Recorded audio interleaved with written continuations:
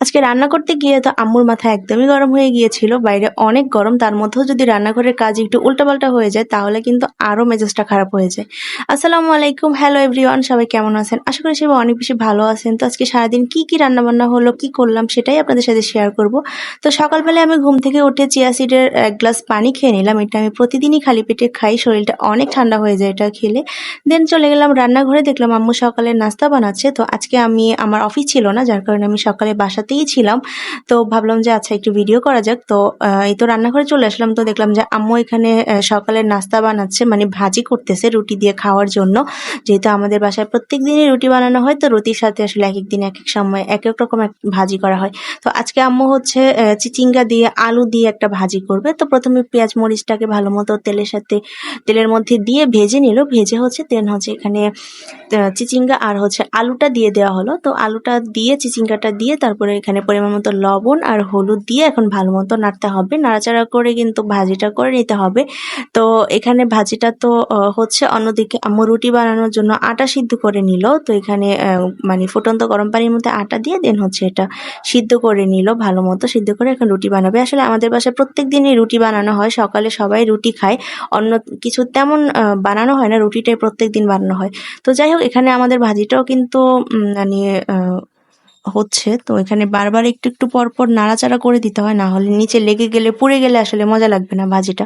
তো এই তো এখানে আমাদের ভাজিটা আম্মু অল্প আঁচে বসিয়ে এখন রুটিটা বানিয়ে ফেলবে। তো এই তো রুটিটা বানাচ্ছে। তো আম্মু কিন্তু খুব সুন্দর করে গোল গোল করে রুটি বানাতে পারে, বাট আমার রুটি আসলে গোল হয় না। তো কে কে গোল গোল করে রুটি বানাতে পারেন অবশ্যই কিন্তু কমেন্ট সেকশনে আমাকে জানাবেন। আমার মতো কারা পারেন না তারাও কিন্তু জানাবেন, ঠিক আছে? তো যাই হোক, এখানে রুটি বানানো শেষ, এখন আমাদের ভাজিটাও কিন্তু একদমই রেডি। তো আম্মু ভাজিটা নামিয়ে ফেললো, এখন রুটিটা ভেজে নিবে।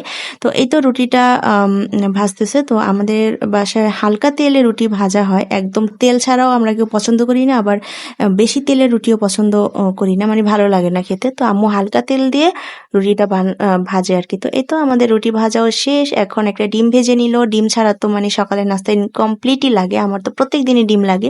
তো এখানে ডিম পোচও করে নিল। তো এই তো সকালের নাস্তা নিয়ে চলে আসলাম, এখন সকালের খাওয়া দাওয়াটা সেরে নিব। তো ছুটির দিনে আসলে যখন বাসায় থাকি তখন খুব গুছিয়ে নাস্তা করা হয়, এছাড়া করা হয় না। তো নাস্তা টাস্তা করে দেন হচ্ছে আম্মু দুপুরে রান্না বান্না করতে চলে আসলো। যেহেতু গরমের দিন, বারবার আসলে রান্নাঘরে আসাটা সম্ভব না। তো আজকে দুপুরে একটু ঝোলঝোল করে তরকারি রান্না করবে। তো আম্মু আজকে মানে ঢেঁড়স দিয়ে আলু দিয়ে মাছ রান্না করবে। আসলে গরমের দিনে একটু ঝোলঝোল তরকারি খেতেই ভালো লাগে, তাই আম্মু আজকে ঝোলঝোল তরকারি রান্না করবে। তো এখানে প্রথমেই আলু আর ঢেঁড়সটাকে কেটে তারপরে ধুয়ে ভালো মতো পরিষ্কার করে নিল। দেন হচ্ছে আজকে তেলাপিয়া মাছ দিয়ে রান্না করবে ঢেঁড়স আর আলুটা। তো মাছটাকে এখানে ভালো মতো ক্লিন করে দেন হচ্ছে হালকা করে ভেজে নেবে। তো এই তো মাছটাকে আম্মু তেলের মধ্যে দিয়ে দিল। আসলে কড়াইটা এত ছোট নিয়ে ফেলছে, যার কারণে মাছগুলো একদমই মানে উল্টানো যাচ্ছিল না, আর এটার জন্য আমার আম্মুর মেজাজ একদমই খারাপ হয়ে গিয়েছিল। তো এখানে মাছটা আর বেশি নাড়াচাড়া করা হয় নাই, কারণ মাছটা আসলে বেশি নাড়াচাড়া করলে ভেঙে যেত। তো যাই হোক, এটা হালকা করেই ভেজে নেওয়া হয়েছিল, কারণ তরকারি দিয়ে রান্না করবে, তাই আর বেশি ভাজার প্রয়োজন নেই। তো এখানে তরকারিটা রান্না করে নেওয়া হলো।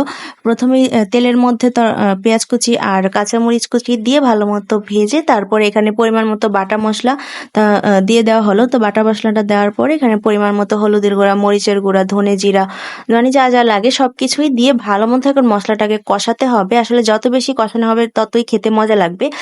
তো এখানে মশলাটা ভালো মতো কষিয়ে নেওয়া হয়ে গেলে আম্মু প্রথমে এখানে আলুটা দিয়ে দিল, কারণ আলুটা শক্ত। এটা আসলে ঢেঁড়সের সাথে দিলে দেখা যাবে যে ঢেঁড়সটা গলে যাবে আর আলুটা সিদ্ধই হবে না। তাই আলুটা আসলে একটুখানি আগে দিয়ে কষিয়ে তারপরে এখানে ঢেঁড়সটা দিয়ে দিল। তো ঢেঁড়সটা দিয়ে ভালো মতো এখানে কষাতে হবে, তরকারিটা ভালো মতো মশলার সাথে কষিয়ে দেন এখানে ঝোলের জন্য পানি অ্যাড করে দিল। পানিটা অ্যাড করার পরে এখন ভেজে রাখা মাছগুলা দিয়ে দিলাম। আসলে মাছগুলোর অবস্থা এত খারাপ হয়ে গিয়েছিল কি আর বলবো। যাই হোক, তো মাছগুলা এখানে দিয়ে তারপরে হালকা একটু নেড়েচেড়ে এখন ঢাকনা দিয়ে ঢেকে রেখে দিব। তো এই তো আমাদের তরকারিটা কিন্তু এখানে ফুটে গিয়েছে। তো আজকে যেহেতু একটু ঝোলঝোল করে রান্না করব, তাই ঝোলটা আর বেশি টানাবো না, ঝোলটা এইরকমই রাখবো। তো এই তো আমাদের তরকারিটা কিন্তু একদমই রেডি। লবণ টবণ সবকিছু চেক করে নিয়েছিল, সবকিছুই ঠিকঠাক ছিল। তো এই তো এখন লাস্টে একটু ধনিয়া পাতা দিয়ে তারপরে তরকারিটা নামিয়ে নিলাম। তো তরকারিটা কিন্তু অনেক ভালো হয়েছিল, আর গরমের দিনে ঝোলঝোল তরকারি খেতে কিন্তু অনেক ভালো লাগে। তো ভিডিওটা আজকে এ পর্যন্তই, সবাই ভালো থেকবেন, আল্লাহ হাফিজ।